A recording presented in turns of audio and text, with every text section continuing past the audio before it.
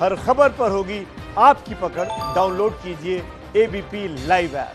लोकसभा के चुनाव में हमने अपने प्रतिनिधि को इनाम दिया था, नहीं देता। खामोश कर दिए थे आपने, खामोश कर दिए थे आपने। तो आज मैं नितिन बाबू में एक ही बात कहूंगा, पिताजी हमसे हारे और पुत्र नितिन नवीन से हारे गए। अभी नितिन नवीन अपना हिसाब दे रहे हैं। हिसाब देने की जरूरत है क्या? पिछले साल पटना में बाढ़ आई थी, आपको मालूम है ना? तो आपको मालूम है हमारे प्रधानमंत्री जी बहुत सख्त प्रधानमंत्री हैं, काम लेते हैं। अब कल ही मैंने उनसे कहा कि सर अब मैं जा रहा हूं बिहार में काम करने, तो मुझसे कहे जाओ। तो हाँ भाई, महिलाएं बिल्कुल है, आप निश्चित रहिए। देखा आप लोग का अभिनंदन, बोलने वाला हूं अभी बहुत, थोड़ा संयम रखिए। तो अब मैं बोरिया बिस्तर बांध के आ गया हूं, बीच में 1-2 दिन जाऊंगा, क्योंकि बिहार में काम करना है, पटना में काम करना है। तो मैंने कहा कि सर मुझे पटना में हमारे लोग बाढ़ से पीड़ित हैं, मुझे जाने दीजिए। आपको मालूम है राजेंद्र नगर में, कदम कुआं में, नाला रोड में, राजवंशी नगर में, राजीव नगर में कितना पानी बचा हुआ। इतने पानी में हम लोग घूम रहे थे। मैंने कहा नितिन चलो, संजीव भी थे, वो भी आए, अरुण सिन्हा भी आए। फिर नितिन जी का क्षेत्र खत्म हो गया, हमने कहा चलिए अपने पुराने क्षेत्र में भी चलिए। जरा भी हिचक नहीं, गंदे कीचड़ में हम लोग घूम रहे थे। मैं देख रहा था नितिन के चेहरे पर एक भी तनाव नहीं। और हम लोगों ने एक संकल्प किया, अगले साल पटना में पानी नहीं जमने देंगे।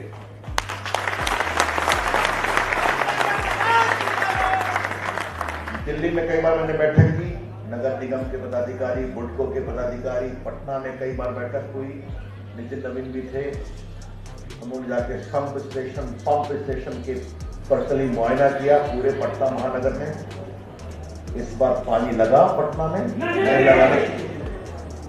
ये है नितिन नवीन का काम, जो मैं आपको बताना चाहता हूं। ये काम करके दिखाया। बाढ़ से छूटे तो कोरोना आ गया, लॉकडाउन करना पड़ा जान बचाने के लिए। हमने तय किया कि पटना में भूखे नहीं मरने देना, परेशान नहीं होने देना। और आज मैं अपने इस महान देव दुर्लभ कार्यकर्ता बहनों सबों का अभिनंदन करना चाहता हूं। जिस तरह से आप लोगों ने कोरोना में भोजन के वितरण में गरीबों की चिंता की, आपका बहुत बहुत मैं अभिनंदन करना चाहता हूं कि आपने काम करके दिखाया। नितिन नवीन कितना उसमें सक्रिय थे आपने देखा है। प्रतिनिधि वो होता है जिसके दिल में दर्द होना चाहिए, बिना कहे हुए। और नितिन नवीन ने वो काम करके दिखाया। इसीलिए नितिन नवीन को अपना काम बताने की जरूरत नहीं है, उनके काम को आपको बताना है। किस तरह से उन्होंने पटना के बाकीपुर को सींचने का काम किया है। और वो सिर्फ पटना के विधायक नहीं है, वो हमारी पार्टी के वरिष्ठ नेता भी हैं, बड़े बड़े राष्ट्रीय पदों पर रहे युवा मोर्चा में, प्रदेश में। इसलिए आप सबों को हिम्मत से काम करने की। अब इस चुनाव में मुद्दे क्या है? अरे देखिए, बहनों ने ऊपर से एक बात कह दी थी, तो वही से शुरुआत करता हूं। नीतीश कुमार की सरकार ने बेटियों के लिए कहा तुमको साइकिल देंगे, साइकिल से स्कूल जाओ। याद है ना? आज बेटियां साइकिल चला रही हैं। नरेंद्र मोदी ने क्या तय किया? हिंदुस्तान की बेटी इंडियन एयरफोर्स का फाइटर प्लेन भी उड़ाएगी। याद है ना आपने? क्योंकि एयरफोर्स में, आर्मी में बेटियों की भर्ती तो अलाउड थी, लेकिन बेटियां एयरफोर्स का प्लेन चलाएंगी कि नहीं, इस पर विवाद। मोदी ने कहा हिंदुस्तान की बेटी है, हेलीकॉप्टर भी उड़ाएगी और एयरफोर्स का प्लेन भी उड़ाएगी। आज उड़ा रही है। बेटी बचाओ, बेटी पढ़ाओ। याद है कि मैं हरियाणा के कार्यक्रम में था, मोदी जी ने एक बात कही थी, वहां पर बहुत सेक्स का अनुपात गड़बड़ था। अगर बेटी नहीं बचाओगे तो बहू कहां से लाओगे? और अगर बलात्कार की बात हुई, नरेंद्र मोदी जी ने कहा रविशंकर कानून मंत्री, बलात्कार के खिलाफ कानून को मजबूत करो। और आज है 12 साल के नीचे की बेटी को बलात्कार किया तो फांसी की सजा मिलेगी।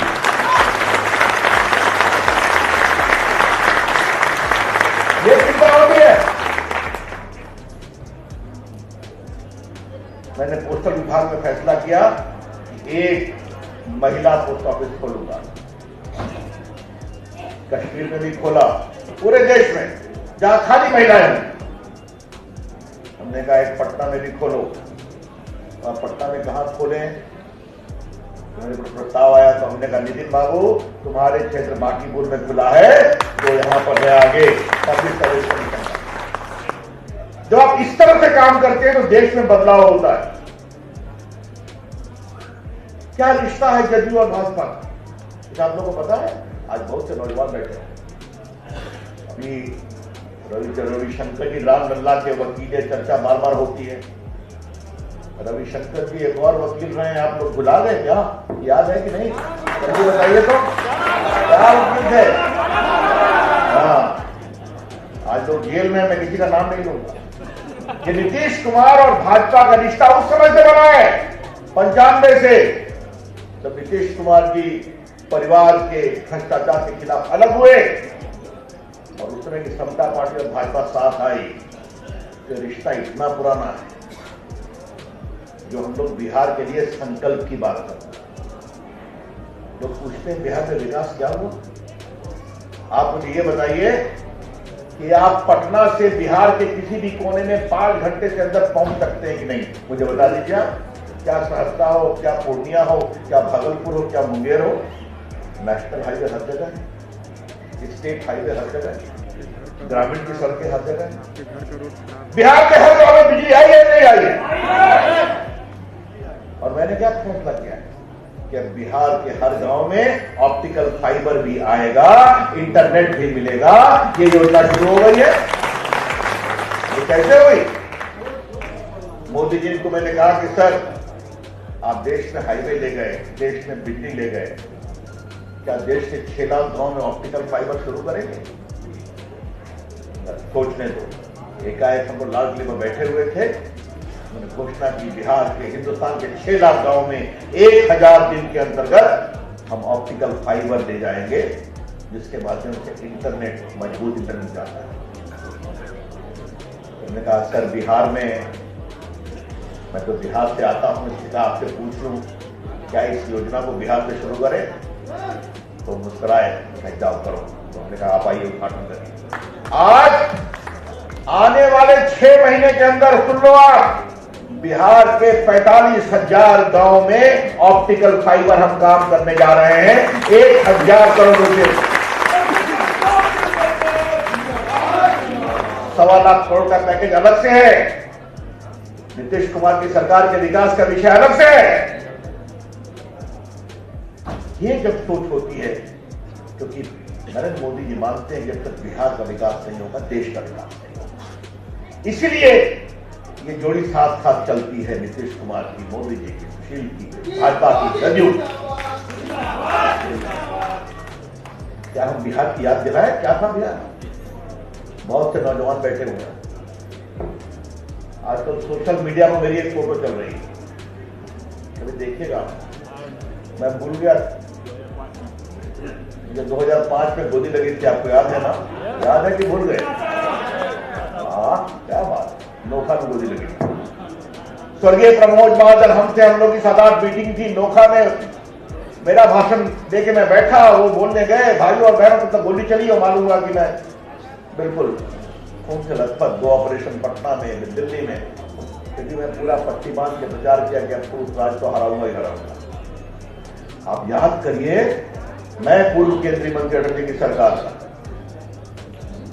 प्रमोद महाजन बड़े नेता, पार्टी के महामंत्री, पूर्व केंद्रीय मंत्री, जानलेवा हमला हुआ, पुलिस ने कोई केस नहीं किया।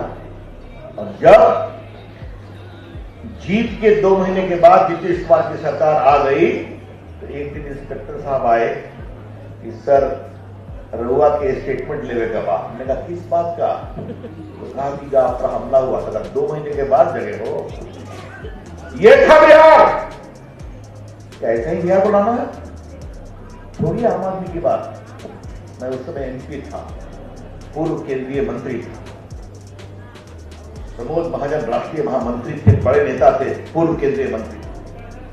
यहाँ विद्याधर पाठक और तनवंशी मुखिया जी बैठे हैं, दोनों मुझे हवाई अड्डे पर रिसीव करने आए थे जब मैं घायल होकर पटना पहुंचा, गोली से लगा।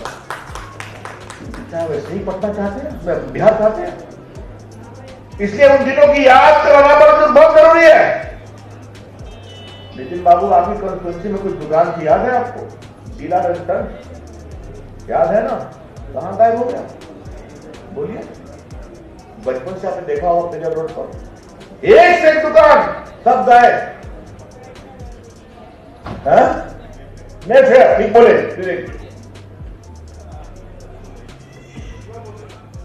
मिथिला मोटर्स ठीक बोले, कहां चला गया? किसने कहा बेचो? हमारे व्यापारी बैठे हुए हैं, सिख समाज के बाकी लोग, चितकोड़ा के लोग कितना पीड़ित होकर मेरे पास आया करते थे, मुझे याद है क्या? मैं उसको गिनाऊं क्या वही चीज आप चाहते हैं? ये बात को बताना बहुत जरूरी है, तब आपको समझ के आएगा कि नीतीश कुमार की सरकार ने क्या काम किया है, ये समझना आपको।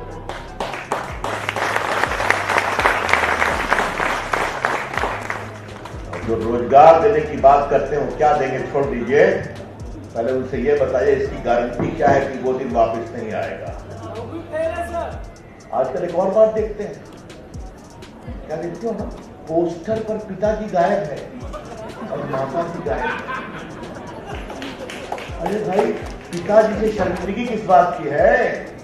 माता जी से शर्मिंदगी किस बात की है? शर्मिंदगी ये है कि उनकी फोटो आएगी तो बात निकलेगी तो बहुत दूर तक जाएगी। यह है मामला।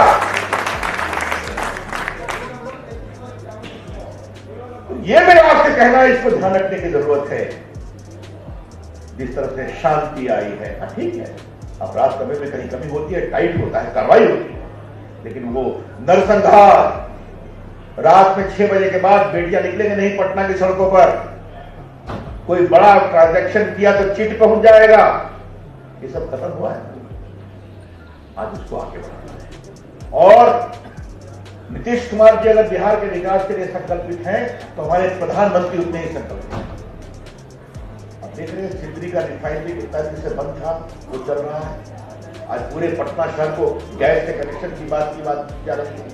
आप जाइए गंगा किनारे, कितना बढ़िया बना है लोगों के लिए, गंगा सौंदर्यीकरण में टहलने का कि निकलिए पटना कॉलेज से चले जाइए, रानी घाट से आगे कहां तक चले जाइए, सुल्तानगंज के पास तक।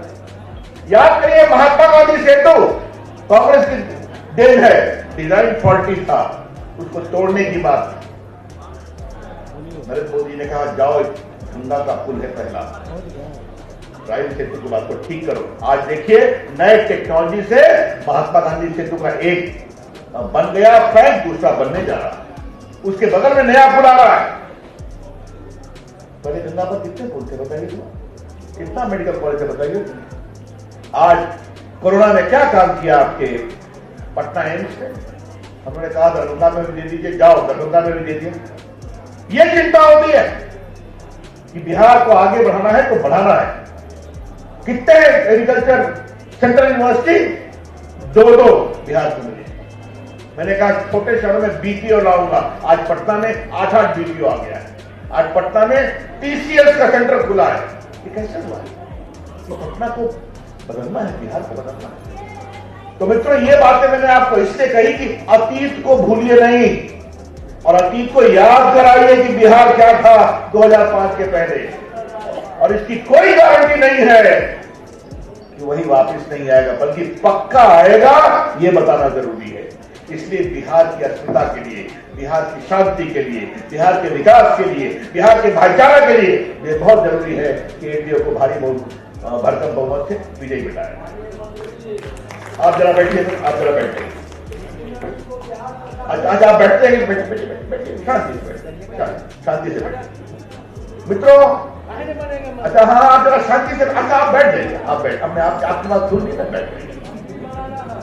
अब आपको मैं दूसरी बात कहना चाहता हूं, बार बार राम जन्मभूमि की बात की गई।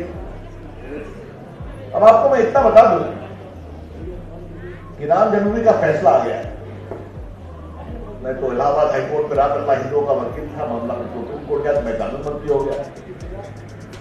सुप्रीम कोर्ट के फैसले के 3 बिंदुओं को याद रखिए आप लोग।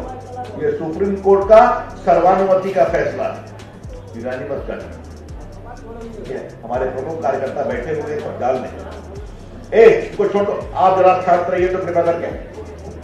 नंबर 1, सुप्रीम कोर्ट ने क्या फैसला किया है कि तथा कथित बाबरी मस्जिद बनने के 350 साल तक मुस्लिम पक्ष के द्वारा एक भी सबूत नहीं पेश किया गया कि वो इस बिल्डिंग के एकमात्र कंट्रोल में। नंबर 2, सुप्रीम कोर्ट का फैसला है, फिर सर्वानुमति का, 5 जज का, कि तथा कथित बाबरी मस्जिद बनने के बाद भी हिंदुओं का विश्वास कभी नहीं डोला। ये प्रभु राम का जन्म स्थान है और वहां जाकर आप प्रणाम किया करते हैं। और तीसरा सबसे important, archaeological survey of India की रिपोर्ट के आधार पर, और मैं इस रिपोर्ट से चर्चा करना चाहता हूं। 2003 में कोर्ट ने फैसला किया कि हम खुदाई कराएंगे, जहां रामलला की मूर्ति है उसको छोड़ करके। हिंदू पक्ष भी दुखी, मुस्लिम पक्ष भी दुखी, खुदाई में क्या निकलेगा।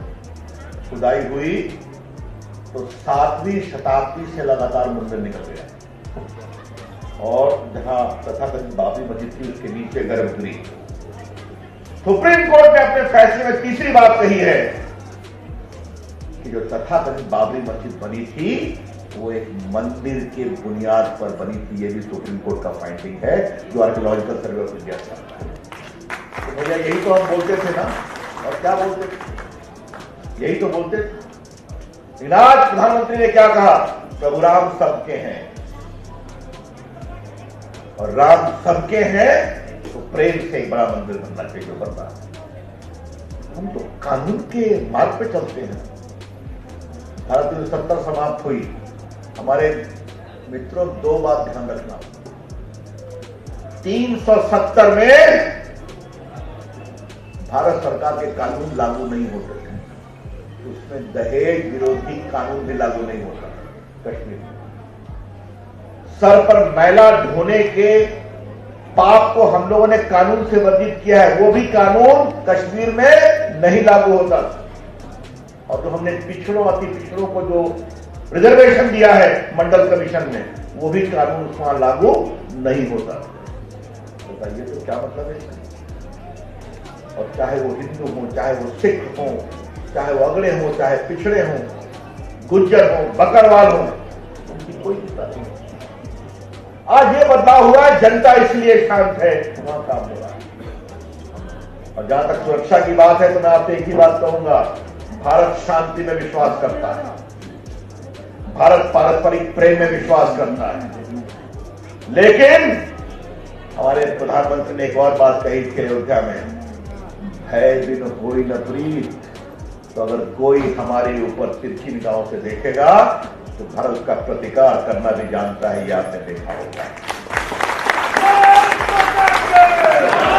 एक बात ध्यान रखिए आप लोग, क्या आप हमारे प्रमुख लोग हैं, ध्यान रखिए, चाहे वो लद्दाख की सरहद पर साहस दिखाने का काम हो या उसके पहले उरी में साहस दिखाने का काम हो, ये दोनों काम में प्रमुख भूमिका किसने निभाई, हमारे बिहार रेजिमेंटल सेंटर के जवानों ने। यह ध्यान रखिए।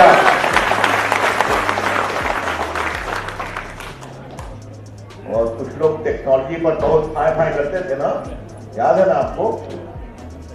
तो 200 ऐप को बंद करने का निर्णय प्रधानमंत्री के आदेश पर आप ही के सांसद ने किया। ये भी आपको याद है कि नहीं याद है। देश की सुरक्षा, देश के साहस, देश की संप्रभुता, इस पर हम कोई समझौता नहीं करेंगे, क्योंकि हमारी सोच साफ है, भारत को दुनिया की एक बड़ी ताकत बनाना है, विकास में, आर्थिक विकास और बाकी सुरक्षा में। एक अंतिम बात कहूंगा, कोरोना की बात आई, कितना काम किया गया मोदी जी की सरकार ने, नीतीश कुमार की सरकार ने। आपको मालूम है लगभग 1300 ट्रेन चलाई गई 20 लाख मजदूर को लाने के लिए। यह काम भारत सरकार ने किया।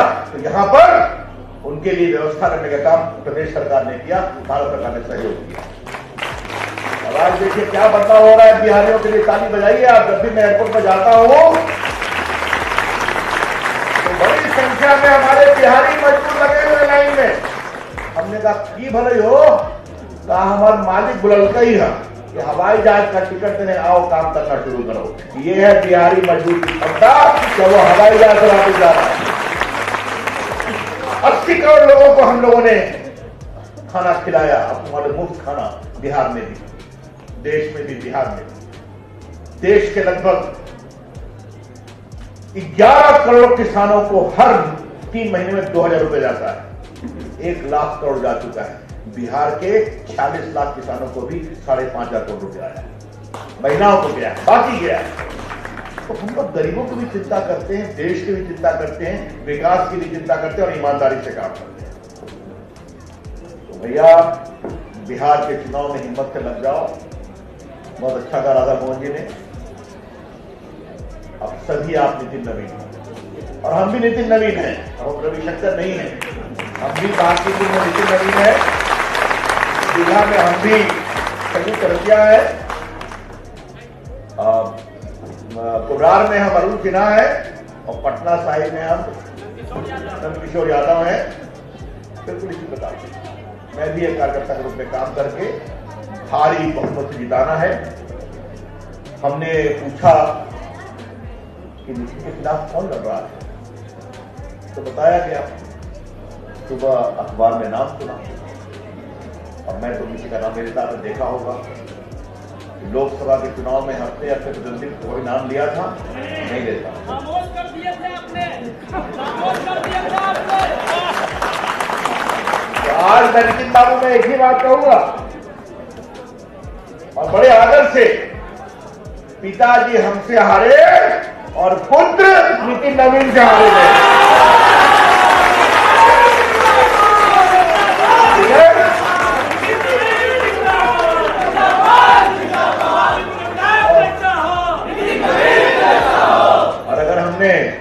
अपने लोकसभा चुनाव में उनके पिताजी का कभी नाम नहीं लिया, तो हम विधानसभा के भी चुनाव उनके खुद का नाम नहीं लेंगे। ये मुद्दा है वसूलों का, विकास का, राष्ट्रीय सुरक्षा का, ईमानदार शासन का। ये उसकी बात है। तो सब मिलकर के काम करें, बाकी चुनाव में मिलते रहेंगे। बहुत बहुत धन्यवाद, अभिनंदन। नितिन आपको बहुत आशीर्वाद। मेरे साथ जोर से बोलिए भारत माता की, भारत माता की। एबीपी न्यूज आपको रखे आगे।